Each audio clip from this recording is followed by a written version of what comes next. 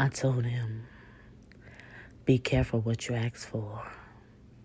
He ignored my elegant warnings that I'm more than a handful, and he boldly asked for more.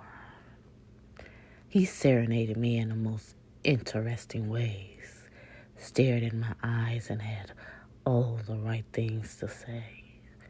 So I told him what time to be at my place and what day. He arrived on time. I could smell him through the breeze. A mixture of sandalwood and cocoa butter enough to weaken you to your knees. I inhaled him even before the doorbell ringed. I opened the door of seduction in my eyes. The air was heavy with it. We synchronized.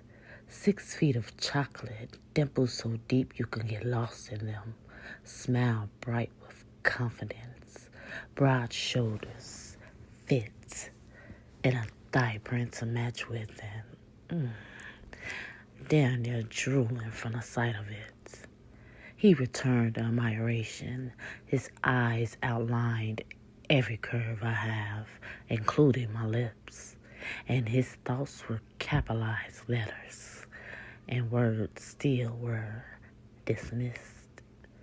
We just stared at each other, eyes saying all that needed to be said.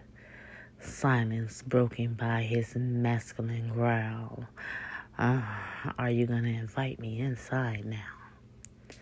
As I stepped aside to see this sexy glide, the walk, the bow-like strut, eyes closed, holding back my inner sluts. I led him down a level to my underground pleasure den. I want to wrestle his mind before I take him all in. I study his face when we came upon the gate. It wasn't the imprisoned location that made his heart race. It was the sign that read the Devourer.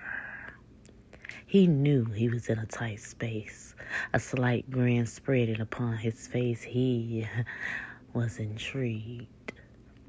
As he turned to me and I pinned him against the wall, I ordered him to hush. I needed him to understand. He didn't have to rush. I wanted him to understand tonight there is no turning back. Telling him a few things, all in which are facts. Allow him to stare deep in my eyes, and them lies, no lies. Once you cross this threshold, your soul becomes mine. And in this space, within this place, there's no time. I'm going to relax your mind, feed your vessel, comfort the body, and relieve your soul as if it was a high commodity. I needed him to understand I'm not new to this. I'm true to this. And he responded with a kiss so passionate as he licked both my lips and said, I submit.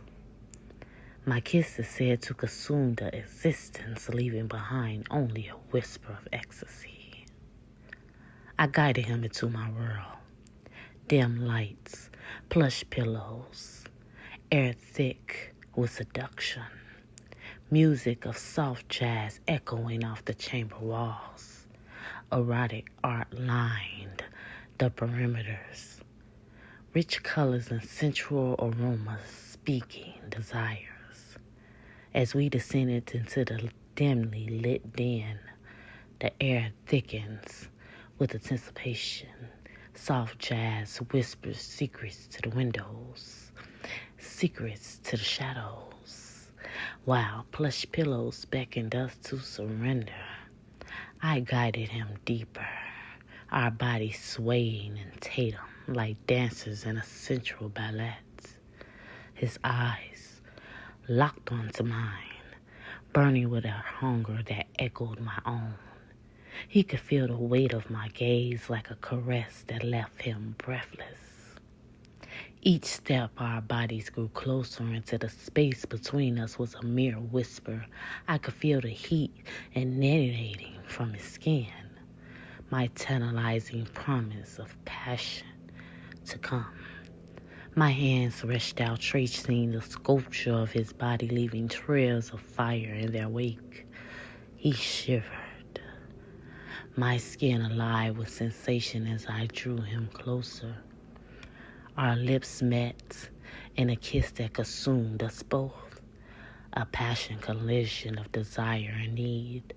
The world around us melted away, leaving only the thrum of our hearts beating. He lied. He lied, listening to his echoes of escaped screams of his swallowed soul. In that moment, lost in the abyss of my own private universe, where time stood still and all that existed was the thrum of our desires.